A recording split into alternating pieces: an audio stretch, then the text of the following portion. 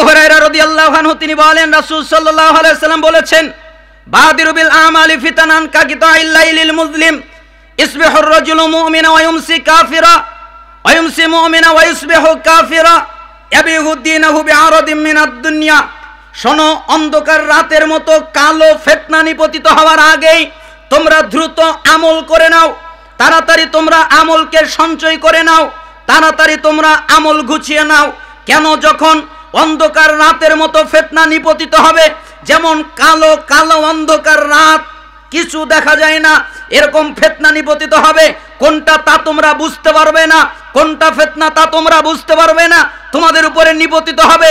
ওইটা আসার আগেই তোমরা আমল করে প্রস্তুতি গ্রহণ করো। কেন?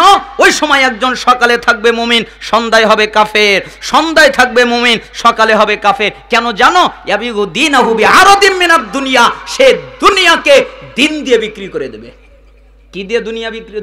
দিনকে বিক্রি করবে দুনিয়ার কাছে, বিনিময়ে সে দিন নষ্ট করবে, আর বিনিময়ে সে দুনিয়া নিবে। কেন?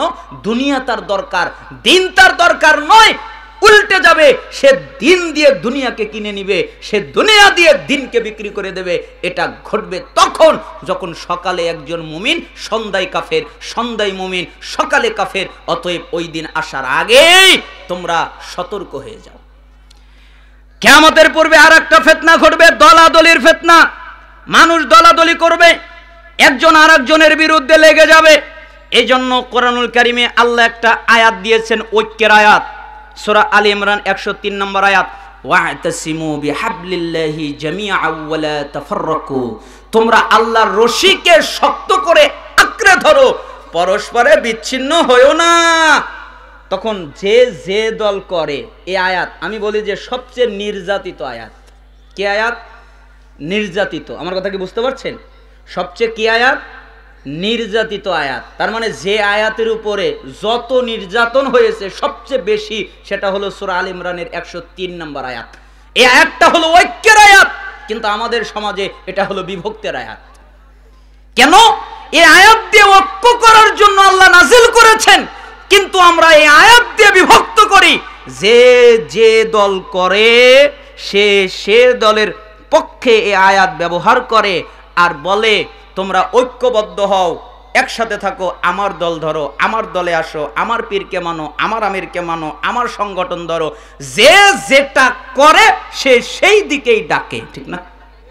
আমাকে একজন বললেন এই আয়াত দিয়ে আল্লাহ বলেছেন, ওয়াতাসিমু বিহাবলিল্লাহি জামিআন ওয়া লা তাফাররাকু, তোমরা আল্লাহর রশি শক্ত করে আঁকড়ে ধরো, পরস্পর বিচ্ছিন্ন হয় না। তো আপনি কেন আমির ছাড়া রয়েছেন বিচ্ছিন্ন হয়ে? তখন আমি আপনাকে বললাম, হুজুর আপনি আয়াত বুঝেছেন আপনার আমিরের মতো করে, এই জন্য আপনার বিভক্ত ঘটেছে। আপনি আয়াত রাসূলের মতো বোঝেননি। এই আয়াত কি আপনার উপরে নাজিল হয়েছে না রাসূলের উপরে? বলেন তো, আয়াত কার উপরে নাজিল হয়েছে? রাসূলের উপরে। তো ব্যাখ্যা কি আপনি বেশি বোঝেন না রাসূল বেশি বোঝে? তাহলে এই আয়াতের ব্যাখ্যা রাসূল কি করেছেন? তিনি কি কোনো ব্যাখ্যা করেননি? তার কি ব্যাখ্যা নেই? অবশ্যই তিনি ব্যাখ্যা করেছেন। তাহলে তার ব্যাখ্যা বের করেন।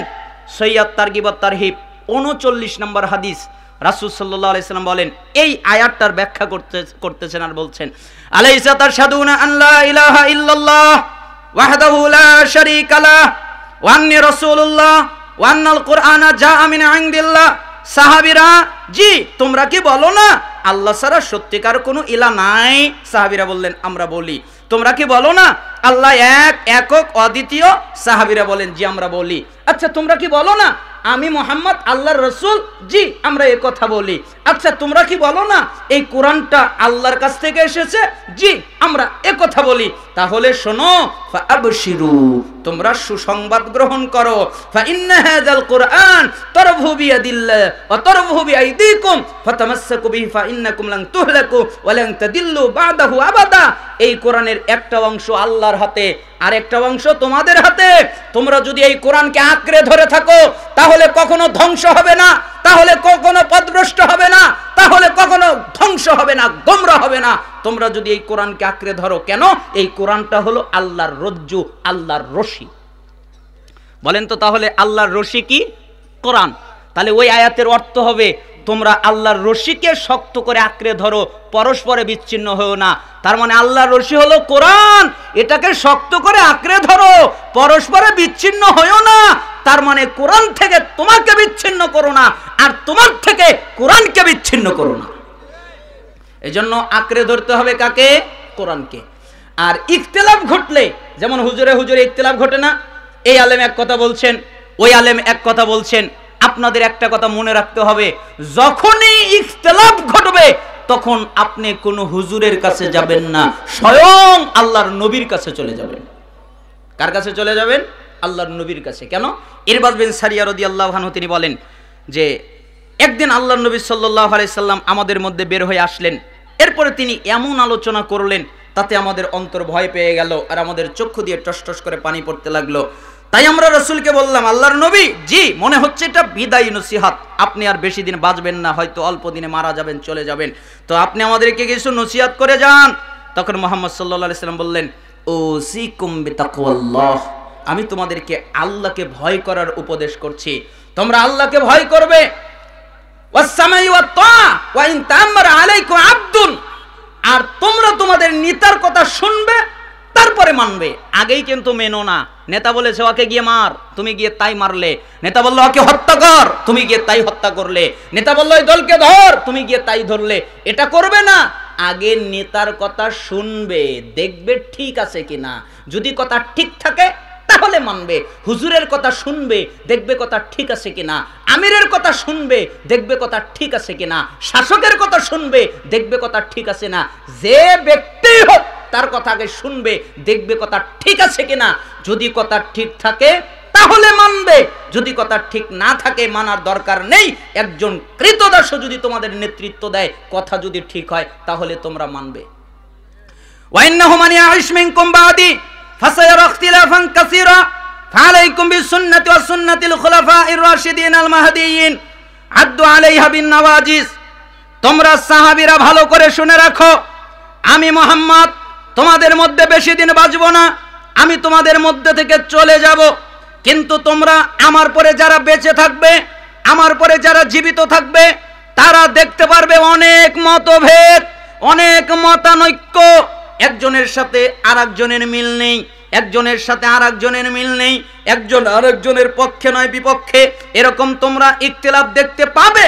যখন তোমরা ইখতিলাফ দেখবে তখন তোমাদের উপরে আবশ্যক হলো আমার সুন্নাতকে আঁকড়ে ধরা আর আমার খুলাফায়ে রাশিদিনের সুন্নাতকে আঁকড়ে ধরা। কিভাবে? আদ্দু আলাইহা বিন নওয়াজিস, মারির দাঁত দিয়ে কামড়ে শক্ত করে আঁকড়ে ধরবে। যেরকম মারির দাঁত দিয়ে কামড়ে কোনো কাপড়কে ধরলে ছোটানো যায় না, ঠিক আমার সুন্নাতের উপরে এইভাবে আমল করবে যেন তোমাকে সুন্নাত থেকে বিচ্ছিন্ন করা যায় না। অতএব ইখতিলাফ দেখলে কোথায় আসতে হবে? সুন্নায়। আর আমরা ইখতিলাফ দেখলে হুজুরদের খুঁজি, এজন্যই তো সমাধান পাই না। সুন্নাত দেখতে হয়, ইবাদতে দেখতে হয় এটা সুন্নাত কিনা, জায়েজ না জায়েজ দেখতে হয় না। কই অসুবিধা কি, সমস্যা কি? এটা তো হারাম, তার তো দলিল নাই। আপনি যদি এ কথা বলেন তাহলে ইসলামের অনেক কিছুকে বৈধ করা যাবে। কেন? ফরজ সালাত কয় রাকাত? বলেন, ফরজ সালাত কয় রাকাত? 2 রাকাত। ফজরের ফরজ সালাত কয় রাকাত? 2 রাকাত। এই ফজরের ফরজ সালাত 2 রাকাত, এখন যদি 4 রাকাত পড়ি অসুবিধা হবে? হবে? কেন হবে? আল্লাহর নবী কি কখনো বলছে 4 রাকাত ফজরের ফরজ পড়ো না? দলিল আছে? কোথায় দলিল আছে? দলিল তো নাই। আল্লাহর নবী তাহলে মুনাজাত করব, কেন করব? আল্লাহর নবী তো জীবনেও কয় নাই যে ফরজ সালাতের পরে মুনাজাত করো না। এরকম কোন হাদিস আছে? না সহিহ আছে, না জয়ীফ আছে, না জাল আছে, কিচ্ছু নাই। মিলাদ করব, কিয়াম করব, আরো যত ইবাদত আছে বিদআতি ভণ্ডামি এগুলো করব। কেন? আল্লাহর নবী তো বলে নাই যে এই ইবাদতটা তুমি করো না, এইটা তুমি করো না, এইটা তুমি করো না। এরকম না দেখতে হয় না, দেখতে হয় সুন্নাত। আল্লাহর নবী করে নাই তাই করা যাবে না, এটাই সুন্নাত।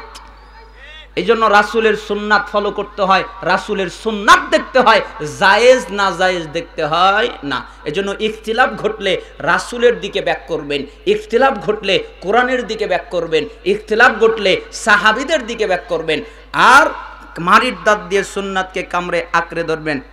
ওয়া ইয়াকুম মুহদাসাতিল উমুর ফা ইন্না কুল্লা মুহদাসাতিন বিদআ ওয়া কুল্লা বিদআতিন দালালা। আর তোমরা দ্বীনের মধ্যে ইবাদতের মধ্যে নতুন কিছু আবিষ্কার করবা না। কেন? ইবাদতের মধ্যে নতুন কিছু আবিষ্কার করা হচ্ছে ধ্বংস, দলালা, গোমরাহি, বিদআত। আর এই প্রত্যেক বিদআতের পরিণাম হচ্ছে জাহান্নাম, যা তাকে জাহান্নামে নিয়ে যাবে। এই হাদিসটা আবু দাউদের 4607 এসেছে, তিরমিজির 2676 এসেছে, ইবনে মাজাহ 43 নম্বরে এসেছে, ইবনে হিব্বান 5 নম্বরে এসেছে, সহিহ আত-তারগিব ওয়াত তারহিবের 37 নম্বরে এসেছে। হাদিসের মান সহিহ। তার মানে আমি আপনাকে বুঝাতে চাইলাম, ইখতিলাফের সময়, মতানৈক্যের সময় অবশ্যই কোরআন এবং সুন্নাহর দিকে ফিরে আসতে হবে। কেন? কারণ অবশ্যই ইখতিলাফ ঘটবে, এটা কিয়ামতের পূর্বের ফিতনা। ইখতিলাফ ঘটবে, মতভেদ ঘটবে, মতানৈক্য ঘটবে, অবশ্যই হবে। কেন? এটা কিয়ামতের পূর্বের একটা ফিতনা। কিন্তু ওই সময় বাঁচার উপায় হলো রাসূলের সুন্নাতকে ফলো করা, কোরআনকে আঁকড়ে ধরা, সাহাবীদের সুন্নাতকে আঁকড়ে ধরা। আল্লাহ সুবহানাহু ওয়া তাআলা আমাদেরকে আমল করার তৌফিক দান করুন। আপনাদেরকে একটা এ বিষয়ে আলোচনা আরো অনেকক্ষণ করা যায়, আমি এখানে আলোচনা রেখে দিয়ে আপনাদেরকে পুরুষ এবং নারী যারা আছেন তাদেরকে একটা ওসিয়ত করতে চাই। সেই ওসিয়তটা হলো যে উবাদা ইবনে সামিত রাদিয়াল্লাহু আনহু তিনি বলছেন, ইদমানু লি সিত্তা মিন আনফুসিকুম আদমানু লাকুমুল জান্নাহ। যে রাসূল সাল্লাল্লাহু আলাইহি সাল্লাম বলেছেন, তোমরা তোমাদের কাছ থেকে আমাকে 6টা জিনিস দাও, বিনিময়ে আমি মুহাম্মদ তোমাদেরকে জান্নাত দেব। বলেন তো আমরা দিব কয়টা? 6টা। আর আল্লাহর নবী কি দেবেন? জান্নাত। এক, উসদুকু ইদা হাদ্দাসতুম, যখন তোমরা কথা বলবে সত্য বলবে। যখন কথা বলবে সত্য। কথা বলার প্রয়োজন নেই তো কেন কথা বলবেন? চুপ থাকবেন। মান সমাতা নাজা, যে চুপ থাকে সে কি পায়? নাজাত পায়। তো চুপ থাকবেন। আল্লাহ নবী সাল্লাল্লাহু আলাইহি ওয়াসাল্লাম বলেছেন, মান কানা ইউমিনু বিল্লাহি ওয়াল ইয়াউমিল আখির ফালিয়াকুল খায়রান আও লিয়াসমুত। যে ব্যক্তি আল্লাহ এবং আখিরাতে বিশ্বাস রাখে সে যেন ভালো কথা বলে, যদি ভালো কথা বলতে না পারে তাহলে যেন চুপ থাকে। এজন্য আপনি চুপ থাকবেন।